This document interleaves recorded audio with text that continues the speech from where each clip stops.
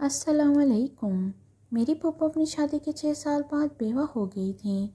इनका एक ही बेटा था मजीद, जो 5 साल का था। जेठ जेठानी ने अपने पास रखने से इनकार कर दिया था, तो मेरे अब्बू इन्हें अपने घर ले आए। वो चाहते थे कि वो फूफा की दूसरी शादी करके इनका घर बसा दें, मगर मेरी फूफा तो अब्बू के आगे हाथ जोड़ के कहा, भाई साहब, मैं सारी ज़िंदगी आपकी और आपके बच्चों की खिदमत करूँगी, मगर आप मेरी दूसरी शादी मत करें।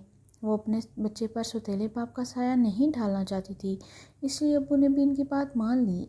अम्मी से कहा, रज़िया शादी नहीं करना चाहती, तुम भी अपना दिल बड़ा करो, अब ये हमेशा यहीं रहेंगी। अम्मी खामोश तबीयत की थी, वो बाजार बहस नहीं करती थी, मगर करती वही थी जो उनकी अपनी मर्ज़ी होती थी। उन्होंने फूफा की राह में बहुत सी मुश्किलात खड़ी की, मगर आफरीन है फूफा पर उन्होंने कभी शिकायत नहीं की थी और कभी सब कुछ बर्दाश्त करती रही। अबू जो चीज़ हमारे लिए लाते वही मजीद के लिए लाते थे कि वो एहसास कमतरी में ना रहे, मगर अम्मी को इस मासूम का वजूद भी बर्दाश्त नहीं होता था। वो अबू से खुल्लम खुल्ला मुखालफत मोल न ले सकती थी, मगर चुपके चुपके वो बेटे के मामले में पप्पू को तकलीफ़ पहुँचाती रहती थी। अम्मी ने अब्बू को मशवरा दिया कि पप्पू को अनेक्सी में शिफ्ट कर दो, लड़का बड़ा हो रहा है, मेरी भी बेटियां हैं, बाद में कोई मसला ना हो तो नन भावज में बदमज़गी हो जाएगी। अब्बू अम्मी के इरादे पाम गए थे और पप्पू को अनेक्सी में शिफ्ट कर दिया था। अनेक्सी क्या थी? 2 कमरे पर मुश्तमिल थी, एक छोटा सा सहन और छोटा सा बाथरूम था। अब वो दोनों अम्मी की आंखों से ओझल हो गए थे। अम्मी को कुछ सुकून हुआ। अब्बू के पास पैसे की कमी नहीं थी, उनने पप्पू को राशन डलवा दिया, वो भावज को मोहताज ना रहे। वक्त के साथ हम स्कूल और कॉलेज पहुंच गए। अब्बू रोज़ शाम को मजीद को अपने पास बुला लेते, इसका होमवर्क चेक करते और फिर इसे टीवी दिखाते या कहीं पर घुमाने ले जाते। मेरे भाई राहिल की मजीद से बहुत बनती थी, वो दोनों क्लास फेलो भी थे और दोस्त भी। वो मुझे भी मजीद की से एक खास नसीहत और लगाव सा महसूस होता था। वो बचपन से हमारे घर में रह रहा था, इसे मोहब्बत की बेल कब परवान चढ़ी पता ही न चला। शायद मैं जानती थी कि अब्बू को इस रिश्ते से इनकार नहीं होगा, इसीलिए ख़ानदान में भी कोई रिश्ता नहीं आया। वैसे भी अब्बू कहते थे मेरी रिमशा की शादी मजीद से करूँगा, पप्पा भी यही चाहती थी। अगर अम्मी के दिल को कोई नहीं जानता था कि वो कब क्या सोच लें। हम दोनों ने ग्रेजुएशन कर ली थी। पापा ने सोचा अब वो हमारे रिश्ते की बात आगे बढ़ाए। उन्होंने इस मसले में अम्मी से बात करने का सोचा कि भावज अपनी अहमियत को समझेंगी, मगर उन्होंने जैसे ही अम्मी से बात की, अम्मी ने इन्हें आड़े हाथों ले लिया। अम्मी ने कहा, मैंने तुम्हारे बेटे को इस घर में इतने साल बर्दाश्त किया है, कुछ नहीं, मगर तुम मेरी खामोशी से फ़ायदा ना उठाओ और मेरा मुंह ना खुलवाओ तो अच्छा है, वरना तुम समझती हो मैं मजीद की करतूतों से वाकिफ़ नहीं हूँ क्या। अम्मी की बात सुनकर पप्पो के साथ साथ मैं भी हैरान हो गई। अम्मी किन करतूतों की बात कर रही हैं?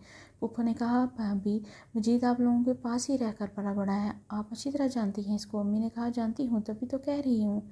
मैं भी सोच रही थी कि अब अम्मी इस यतीम पर और क्या इल्ज़ाम लगाने लगी हैं। पप्पो ने अम्मी से पूछा, भाभी ऐसी क्या बात हुई जो आप इतनी बड़ी बात कह रही हैं? अम्मी ने कहा, तुम अगर सुनना चाहती हो तो सुनो। वो शादी की बात तो रिमशा से कर रहा है और आयशा से फरमा रहा है।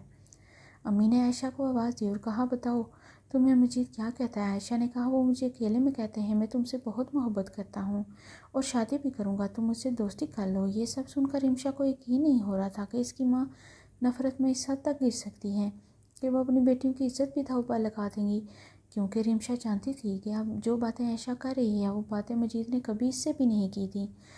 ये बातें ज़रूर अम्मी ने आयशा को समझाई होंगी कहने को, और इसने वैसे ही कह दिया होगा। अम्मी की बात सुनकर पप्पू ने कहा, मेरा बेटा ऐसा नहीं कर सकता, अगर आपको ये रिश्ता मंजूर नहीं तो ठीक है, मैं अब इस रिश्ते पर जोर नहीं दूंगी। एक दिन मैंने आयशा से प्यार से बात की, प्यार से पूछा, तो सच बताओ तुमने इस दिन पप्पू को उससे मजीद के बारे में क्या कहा? वो सब सच था। आयशा ने कहा, मजीद भाई तो मुझसे कभी बात भी नहीं करते, वो सब कहने के लिए अम्मी ने कहा था, मैं अगर ना कहती तो अम्मी मुझे बहुत मारती हैं। आयशा की बात पर मुझे यकीन था वो सब कुछ सच कह रही है। अम्मी ने वाकई इसे बहुत माना था। पप्पो के पास इनकी जिठानी मिलने को आई हुई थी। पप्पो को उदास देखकर पूछने लगी, क्या बात है रिश्ता, तुम उदास क्यों हो? अम्मी ने बताया, मजीद की शादी करना चाहती हूँ। जिठानी ने कहा, मेरी बेटी मारिया ले लो, घर के बच्चे हैं, हालात ने हमें दूर कर दिया तो क्या हुआ, मोहब्बत ख़त्म नहीं हुई, इस तरह तुम्हें तुम्हारा घर भी मिल जाएगा, तुम भी हमारे साथ ही रहना। पप्पो ने कहा, ठीक है, मैं मजीद भाई से बात करके आपको बता दूंगी। पप्पो ने जब अब्बू से बात की तो उन्होंने कहा, मैं एक बार फिर अब तुम्हारी भाभी से बात कर लूँ, वो मान जाती है तो ठीक, वरना तुम मारिया से कर लेना।